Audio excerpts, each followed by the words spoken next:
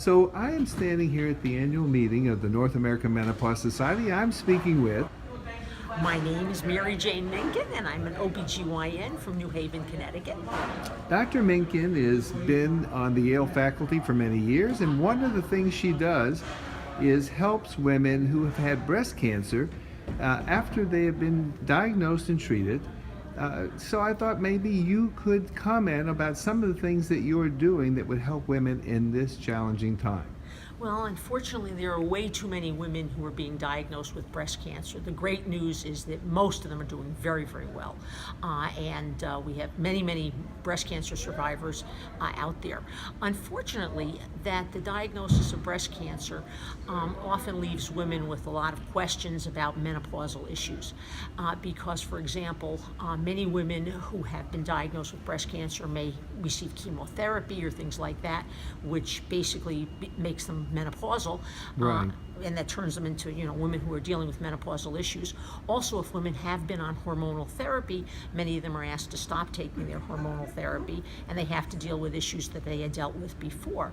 And the other issue is, of course, that many of the women who are treated for breast cancer are treated with some kind of hormonal medications, which can lead to problems with things like hot flashes, night sweats, and of course vaginal dryness. These are which not can be a you're problem. talking about hormones, you're not talking about now estrogen here, you're talking about they're treated with other kinds of Yes, hormonal preparations. exactly. The treatment that they're given are things like tamoxifen or aromatase inhibitors, which basically block the action of estrogen. Lowers the primarily. estrogen more. Lowers the estrogen. So how do you deal with the menopausal symptoms in women who have breast cancer and who are coping with these symptoms? Well, there are certain ones that are easier to take care of and certain ones that are trickier, but we can help with everything. And that's the bottom line. If you're having problems, don't hesitate to talk to your gynecologist, your oncologist. There is always help available.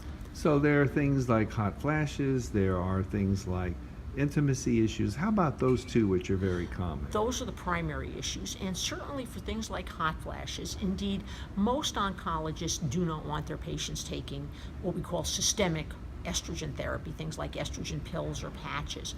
However, there are certain things that women can do, for example, lifestyle things, that women, for example, can wear layered clothing. If they're getting hot flashes, they can take off an outer sweater and leave a shell on underneath.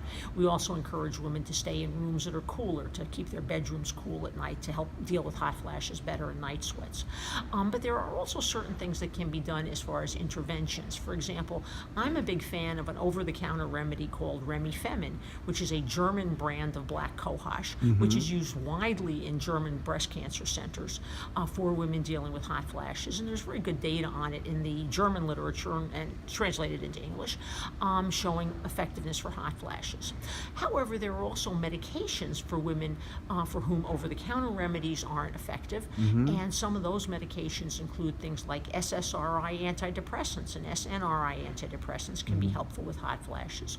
Also, a medication called gabapentin is a medication we use regularly for hot flashes and night sweats.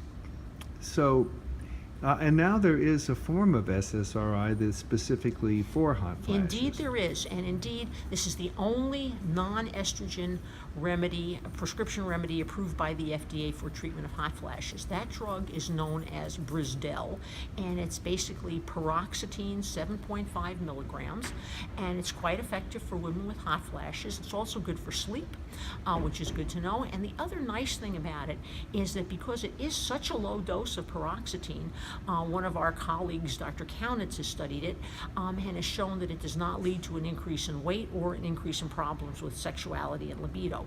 So that it seems to be pretty good for not having side effects. And for vaginal problems, do you have 2 or 3 suggestions, and then we'll wrap up? Absolutely. As far as for vaginal symptoms, there are many good over-the-counter helpers. There are, of course, lubricants that can be used at the time of sex, which can be very helpful. Those are all non-hormonal. And there's a product that many of us like called Replens, which is a long-acting moisturizer. It's available over-the-counter at the corner pharmacy, CVS, Walmart, whatever. And it's something that you insert into the vagina every 3 days or so in a pre-filled applicator, and it's very good for vaginal moisture.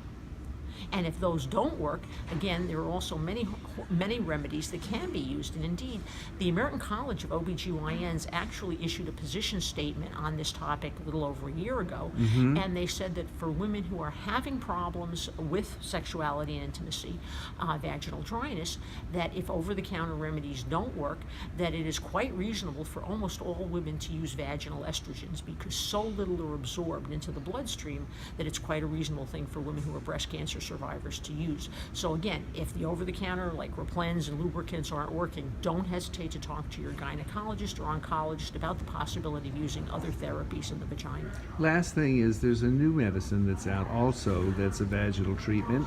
Yes, there's a new medication that's out which is really quite interesting. It's a vaginal form of DHEA, which is sort of a precursor to many different hormones, and it seems to be metabolized solely in the walls of the vagina, and it gets broken down there.